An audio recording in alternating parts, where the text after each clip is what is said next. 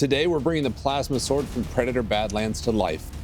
And we're taking you behind the scenes on just how we made it and how you can make your own. Let's get to it.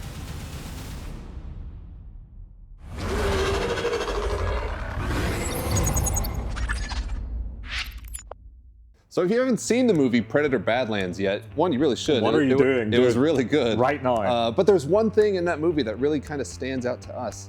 It's used throughout it by multiple different characters. It's their swords. Yeah, the sword is such a cool design. All of Deck's armor and weaponry, it really goes off of traditional Yautja style. It all collapses, expands, stowed away. It is so cool. Yeah, they're like little utility knives in every kind of weapon. So we knew exactly what we had to make from that movie. We're gonna try and make it as faithfully as we can, meaning it folds, it's got the tonfa mode, everything. And we've got just the team for that. We're gonna start with the design with both Danny G and Ron Miranda.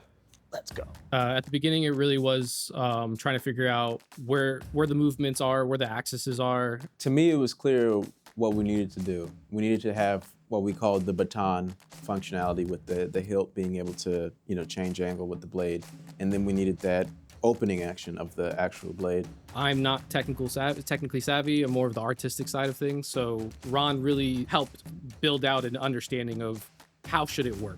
And with that, I was able to take my art side of things and kind of just mesh in both of our work. And then it was a sort of negotiation between me and Danny about, okay, well, this is how much room I have. This is how big things are. What do we want to add to this? What can we take away? And just kind of having those kinds of conversations to figure out, okay, what's the final version going to look like? Like it was so much fun to see something that like not only has one way of movement, but has several ways of movement, and like the concepts and then the lighting, having all these type of ideas with one sword was probably, for me personally, one of my favorite projects I've done in a long time. We were able to get some real electronics in there, do individual adjustable LEDs where we can have the animation of the light radiating out at the point where it contacts at the joint. Being able to have all those points of mechanical functionality where the hilt is turning and the blade is coming together. All those things together make it pretty close to what this is as close as you can get within reason to the actual movie, what you see on the film. So if you're liking the video so far and you want to make one of these Predator swords at home, please check out the Patreon. On there, we've got the files for this sword project all laid out before you. We've got the engineering plans for it. We've got shopping lists, build tutorials, pictures, everything you need to make one at home. Alongside that, we've got the static version of the sword where you just want a nice display piece to hang up on your mantle. We've got that too. So check out those files on the Patreon or on the website, but the Patreon is the best way because you get a ton of files for each month, plus it's the best way to support us directly. So if you like builds like this, if you like videos where we do things like this, please check that out. Helps us a lot, plus you get some of the best 3D files for 3D printing out there right in your home. So thank you all. Let's get back to the build. So whilst Ron and Danny are finishing up all the technical engineering parts, well, they're going to need some parts from me so they can clamshell it all together. Stuff like the grip. Well, the thing is, the grip is really organic. It's bone. It's a Predator blade. So what I'm going to have to do is print it in resin, because sanding all of that and making it smooth will be an absolute ball ache. We're going to have parts like this nice ornamental blade, the grip, all of those detail parts that I can print in resin, I'm going to print in resin. So I'm going to hand it off to them, and honestly, I think I'm going to get something back really quick.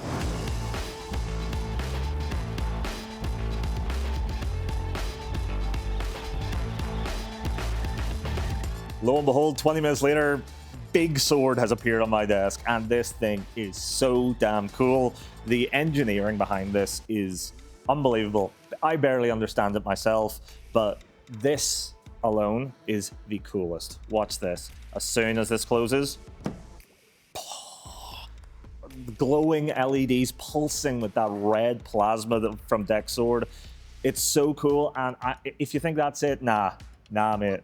Check it. One lock, the whole thing breaks into the tonfa mode and locks into place. It's super sturdy. The LEDs are bright. I can't believe how well he designed this. Just with one little button press, the thing locks into place and closes easily too. How cool is this? Now, I have a job to make this look pretty. Engineering like this deserves a nice paint job. So I'm going to get to work on that, and I'll show you how to do it. So it took us ages to figure out how exactly we wanted to portray this really cool plasma blade edge. And in the end, we came up with these nice resin printed pieces. Now, this is using Anycubic high clear resin, and we think it actually gives a really good finish. We printed all of these in individual sections. Then, using the same resin that we used to print it, we just fused the pieces together and polished it smooth. Now, it's going to get really close to seamless. It'll never be perfect, but you know what? The effect is still there. And let me show you the effect here. Boom. Really, really cool. We were thinking about polishing the resin, make it all nice and crystal clear, but no, the surface scattering that we have on here is absolutely perfect. The natural fogging that you usually polish out, this makes this plasma look diffused, a little bit dangerous and pulsy. It's really, really cool as it is right now. So, what if you don't have access to a resin printer or don't want to buy a bottle of high clear resin just for some blade edges? Well, honestly, printing this in clear PETG, clear PLA, awesome. It'll still have the same result of refracting all of that light and diffusing it with the natural layer lines. So not only is it a good option, it's a great option to achieve a very similar finish to this. So I've got a lot of filling and sanding to do here, but I don't want to ruin all of Ron's hard work. So I'm just going to fill all of these sections temporarily with some blue tack. You can get this anywhere. You can get it in a Walmart for my friends back at home. You can get it at Tesco's and Sainsbury's. It's really easy to use. It's reusable. And I'm just going to start filling in all of these areas that I don't want to get paint in, don't want to damage. And yeah, it should be a quick job. I mean, get to the real hard work. So resin being quite a fickle mistress, you're going to get a little bit of warping. All right, whilst the underside here, perfectly flush, there's a bit of a gap on the top of this sword. Now we could use all of our usual filling methods, but I don't want to give up all the nice crisp detail on this bone grip. So I'm breaking out a tool that I've been waiting to show off in the video, and that's UV clay. This clay is skin safe and VOC free, which means I can work it into the creases of the grip easily, and when I'm ready, I can hit it with a UV light, which hardens it in moments. All I need to do then is a quick sand down of 300 grit and we're ready for the filling process. And over at the paint booth, after double checking that our blue tack is still attached, I start spraying the sword with Seymour filler primer. I'm also doing the sword one side at a time to keep the primer from potentially hitting the blue tack at a weird angle and getting into those electronics. From there, I'm starting our body filler process by using some USC automotive icing, which is a 2-part body filler. When mixed, hardens in less than 10 minutes, and this stuff is great for gap filling between 3D printed parts. That's right, no more struggling with cracking Bondo. Right, Jamie? I mean, Bondo is still useful, which is why I'm going to go over to that right now. It's more of an all-round body filler that's best for layer lines or even just layer steps, but not so much for filling in those big seams. This combination of body fillers really gives you the best of both worlds and takes away the ache out of the sanding process, which begins now. All right, we got the sword completely covered in our fillers here, using icing for all of these seams, and then Bondo just to plane the whole thing off. And speaking of planing the whole thing off, we're going to use 320 grit. We can go really high already, just because it's such a smooth surface. And look, we even made sure to get into this little hidden area for when it is in its tonfa mode. This should be a really quick job, and we should get to painting soon. Now, our plasma sword is a big mix of curves and long planes of material, so I am starting all the way up at the 320 grit while sweat sanding. But I'm immediately having to wipe away any water to avoid damage to the electronics, because, yeah, I really don't want to have to crack this thing open and give it back to Ron to fix. Dude, I just told him to f***ing oil it up. Now it's what is this? And with a little more planing off of material, we're back for a second round of Seymour to detect any missed spots and then rinse and repeat the process until we're at a nice 400 grit. Hair drying it because I'm impatient. Alright, we got the sword in a fantastic place, ready to block out all of our primary colors. And it's really simple, just white for the bone grip and black for everything that'll be metallic. And you know, because of that, we don't actually need to worry about, you know, taping all of this off. I'm just gonna spray this all white, wait for that to dry, and then we're gonna tape just this off. work with the rest of our blade for all of those nice metallics. Same goes for these greeblies over here. And yeah, it sounds simple now, but let me tell you, it is the weathering that's going to make this sword really be special. This motherfucker has been working the harsh deadlines. It's killing me. It's killing me. That's why I have to use this. Over there. Nice.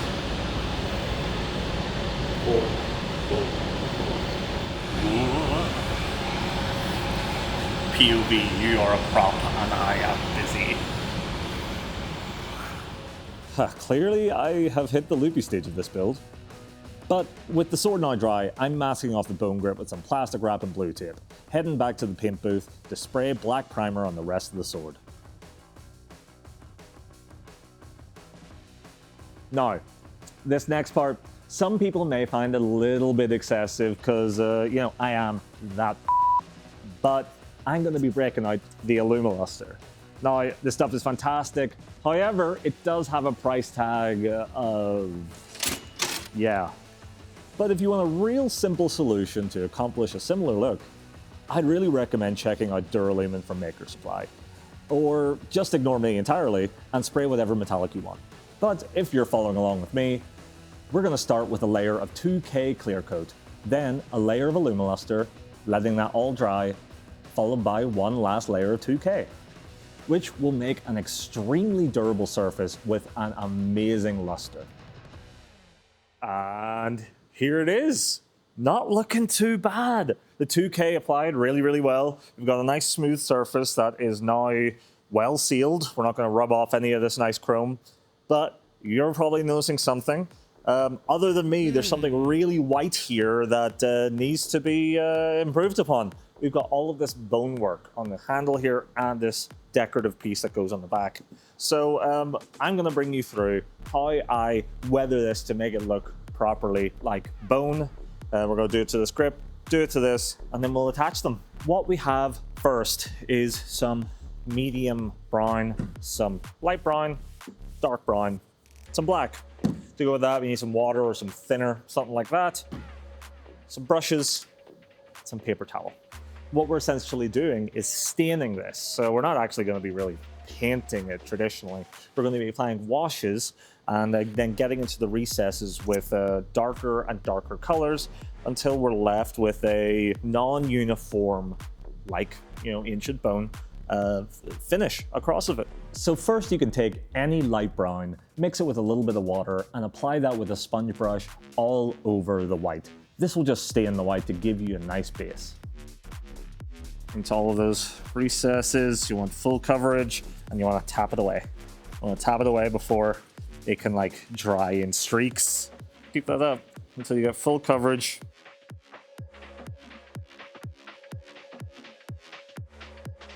Oh, he's getting a Dutch angle and everything. Wow. Oh, I'm Tyler. I went to film school. So you see, we're now being rewarded with the fact that we resin printed this entire handle. Because look at all the gorgeous texture on this. It's just picking up all of this paint, and if you just paint and then just brush over the highest points, it'll soak into all of the little fissures, into the little valleys. So if you just get this and just go, and then go the other way, just really just over the top, barely pushing. You allow it to pool in those recesses. It's a really nice method. And now I have a significantly darker brown acrylic that I mix with our previous color to help transition between them. This is very much a trust the process sort of approach, because you just really wipe it away so that only those valleys are left with this. Make sure to wipe it away so that we're brought back to our previous layer. And finally, I'm adding one more really dark brown layer into the shadows before giving everything a quick wipe down with some airbrush cleaner just to help bring back those high points. Now, when I went over to England to work with Machinarium in Pinewood, they showed me what the really easy method is that all film units use for weathering, and that is this product here, Dirty Down. It has been used in all films since the 70s. You might have seen it in our Trench Crusade video. We looked at how they weathered the actual sword in Predator Badlands, and you can just tell it's Dirty Down. So our friends over at Goblin Hut were nice enough to give us a load of cans of these. Check them out. Thank you to Goblin Hut. All this does is spray it down, add a little bit of water, tap it into place, and it will discolor, it will build up. It is a fantastic product, and the results are immediate. You can even let it sit there and fully dry, come back with a little bit of water later, and completely reactivate it and weather it more. It's a really fantastic method for getting your props to the next level. Be sure to check out Goblin's Hut in our description and tell them that we sent you. And with that, we're doing some last-minute touch-ups. We're hitting the edges with rub and buff and adding a few additional accent colors to our metallics, our buttons, and even this nice gem right at the bottom of the sword. And with that, Galactic Armory is very pleased to present you the Plasma Sword from Predator Badlands.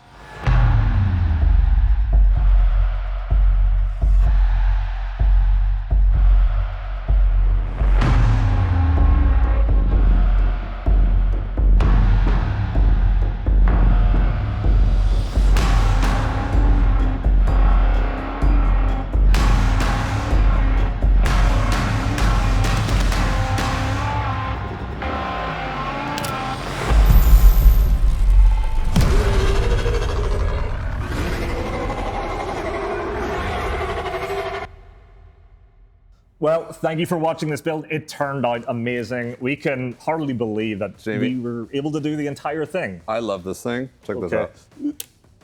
Oh, It's so cool. that's really cool. My heart was racing in that moment. It's got that. It's got the full top Oh, phone. You nope. keep hitting the wrong That's button. the power button. You can tell you didn't work on this thing. The top phone mode. It's so cool. It's got it all. It does everything. The guys were able to make it perfectly match the film in all the ways that the film showed us. It's actually not that hard. And in fact, we will show you exactly how we made it on the Patreon. We have the full PDF build guide that you can follow along. Yeah, those are all included in the files. We made it as easy as possible for you at home to make something just like this. Yep. Or if Even you're a- dumb like us. Yeah, we've got a static mode where it doesn't move at all, it doesn't have any electronics. You just want a cool sword. Check that out. And check out the Patreon for all sorts of different really cool 3D files that we make for you at home to make at home. Thank you all for watching. We've got a lot of upcoming life-size statue builds coming up, so please subscribe if you want to see some of that. Me suffering. Jamie suffer to do all the sanding.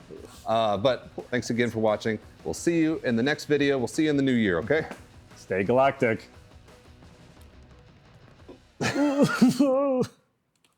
Yeah, okay. Jamie, it's so I know, I'm nervous. It's so damp. I've been holding it this entire time. It's wet bones. If you hunt the calyx. I'm more impressed that you remember the name of what he's hunting. He says it so many times.